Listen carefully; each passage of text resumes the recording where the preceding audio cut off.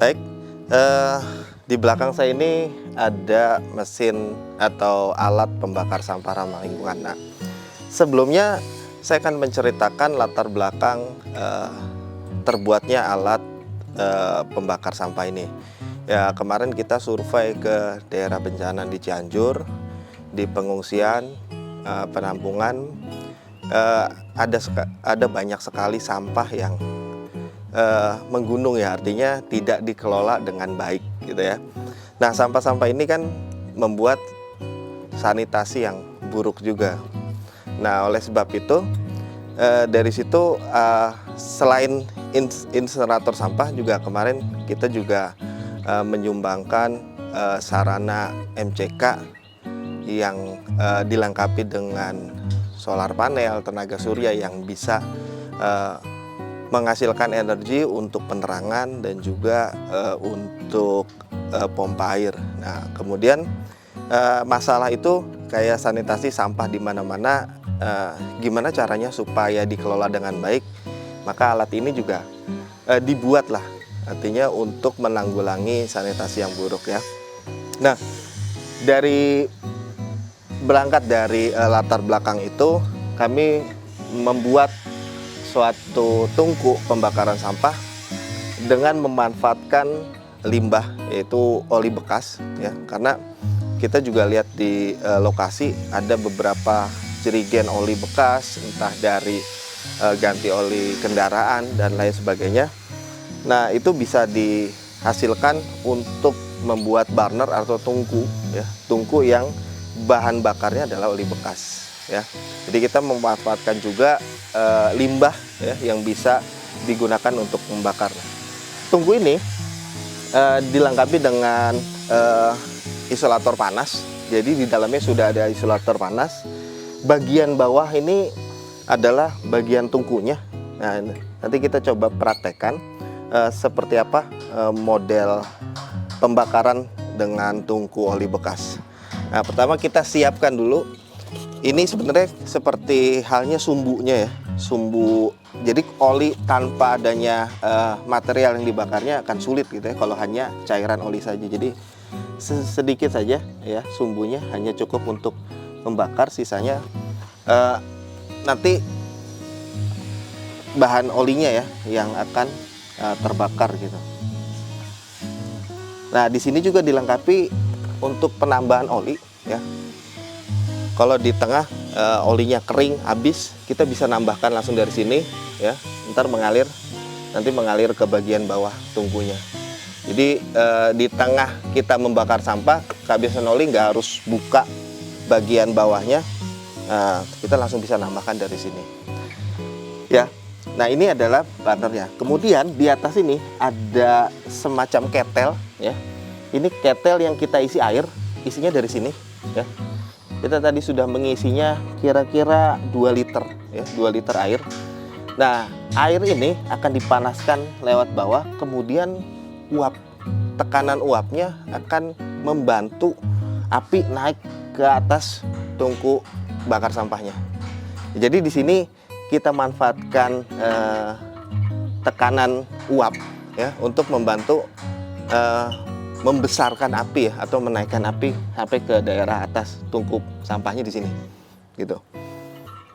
Nah, ini sudah diisi 2 liter kira-kira, dan ini keran pengaman, artinya kalau kita mau mengecilkan tekanannya, kita bisa bocorkan dari tekan ini ya. Ini buat tempat ngisi olinya ya.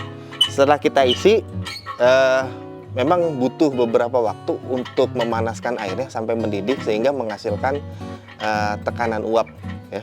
Tekanan uap akan disalurkan ke bagian bawah sehingga dia mendorong api naik ke burner di atasnya gitu. Nah, ini kita coba untuk membakar nanti.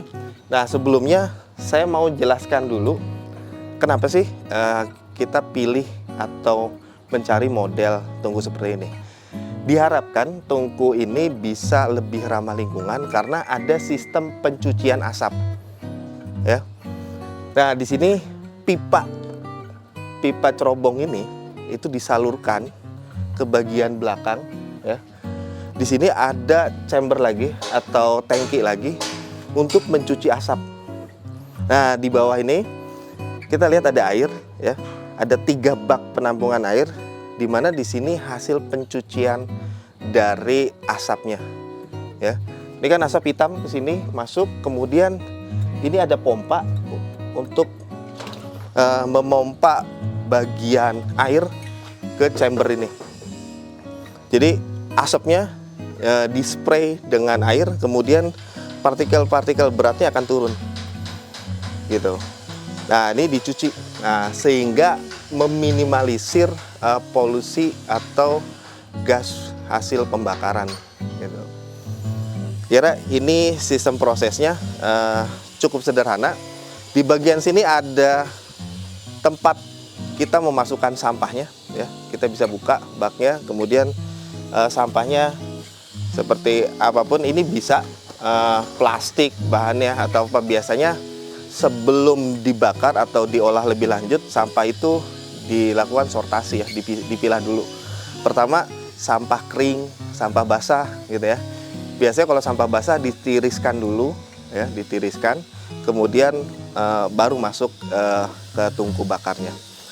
Nah, temperatur yang bisa dihasilkan dari tong ini, karena kita sudah lengkapi dengan insulator panas di dalamnya, sehingga cat bagian luar tidak akan ngelotok ya. Biasanya kalau panas itu, kalau bahannya besi, akan terkelupas. Nah, ini karena sudah dilengkapi dengan insulator, sehingga temperaturnya itu akan lebih terjaga di dalam tungku.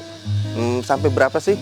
Kira-kira sampai 300 atau 500 derajat Celcius. Nah, bisa nggak sih untuk membakar sampah popok bayi? Bisa. Nah, kalau sampai mencapai temperatur 300 atau 500 derajat Celcius itu bisa sampai membakar popok bayi dan sebagainya. Itu yang limbah susah diolah gitu ya. Kadang di tempat sampah juga terbakarnya susah. Nah, karena kita dibakarnya di dalam tong, jadi temperatur itu lebih mudah dijaga suhu panasnya gitu. Itu yang memudahkan pembakaran lebih sempurna. Kemudian asapnya dicuci, jadi hasil akhir polusi atau sisa membakarnya lebih bersih gitu. Oke, baik, kita akan coba membakar.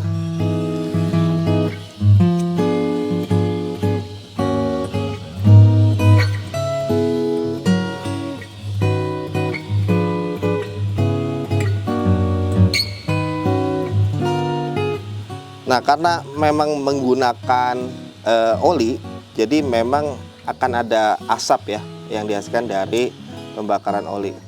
Umumnya oli-oli sekarang adalah oli sintetis ya, yang tidak mudah terbakar gitu. Jadi perlu adanya tambahan media.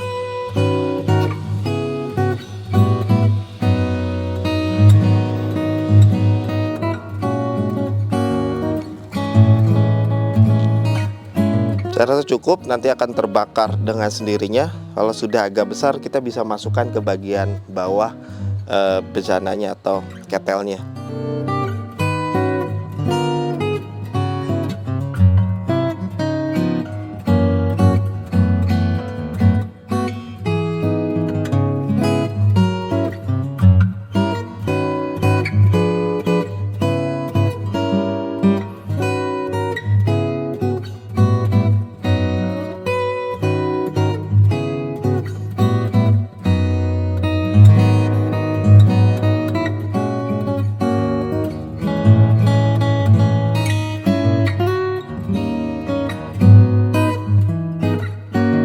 Oke, sekarang apinya sudah membesar, kita bisa langsung masukkan ke dalam bagian bawahnya.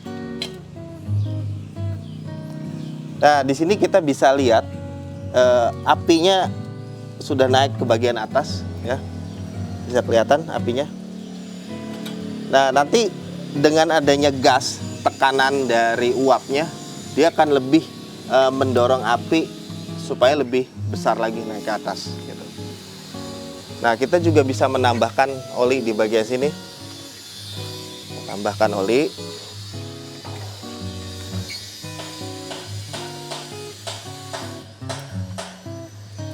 cukup. Nah, kita bisa atur keran ini untuk suplai bahan bakar olinya ya. Nah, kita bisa cek juga apabila tekanan gasnya, tekanan uapnya sudah kuat, kita keran dari sini. Kalau tekanan uapnya sudah bagus, dari sini akan mengeluarkan uap gasnya.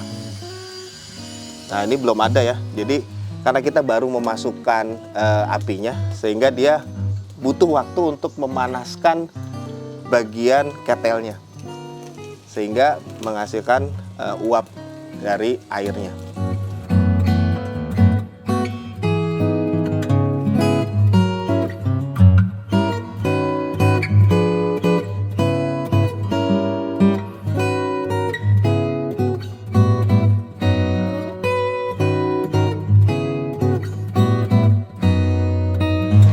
Nah, ini kita sudah aktifkan pompanya, ya, pompa yang ada di tengah ini untuk men-spray yang ada di dalam tabung ini. Nah, kita bisa lihat bagian bawahnya, ya, sudah mulai hitam dari asap hitamnya itu dicuci dan partikel hitamnya turun ke bagian pipa bagian bawah. Ya.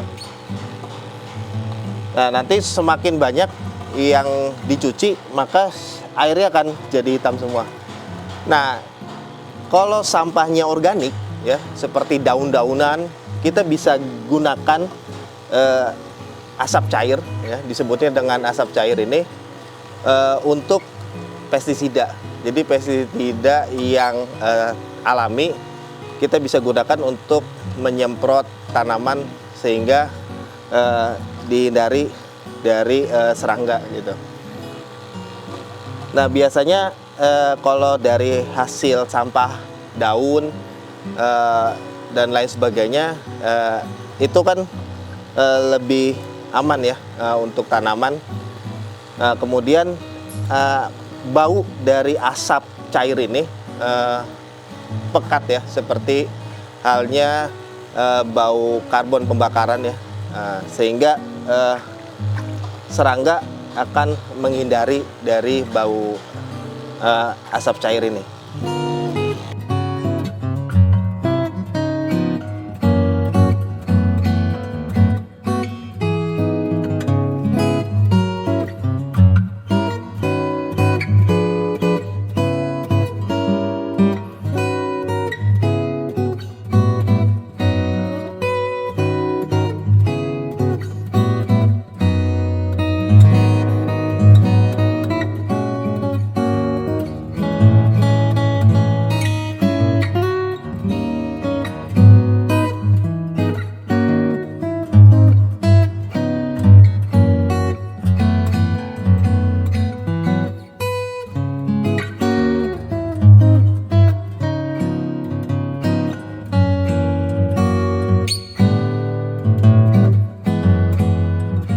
Baik, setelah kira-kira 1 jam ya kita sudah membakar sampah, dan ini adalah hasil pencucian asap ya. Kita bisa lihat bagian bawah bak penampungan airnya. Asap itu dicuci dengan cara di steam ya, dengan pompa steam ya. Kemudian menghasilkan kotoran ya yang berat karena akan turun apabila kena steam air gitu. Nah, ini kita bisa lihat bagian sini ya, hitam. Nah, di bagian-bagian lain ada sedikit beberapa partikel abu dan debu. Ini sudah bekerja dengan baik ya, artinya bisa mencuci asap walaupun tidak sampai sempurna, dan kita butuh banyak percobaan lagi untuk bisa menghasilkan asap yang lebih ramah lingkungan lagi. Saya kira itu aja penjelasan dari saya mengenai insenerator pembakaran sampah ramah lingkungan. Terima kasih.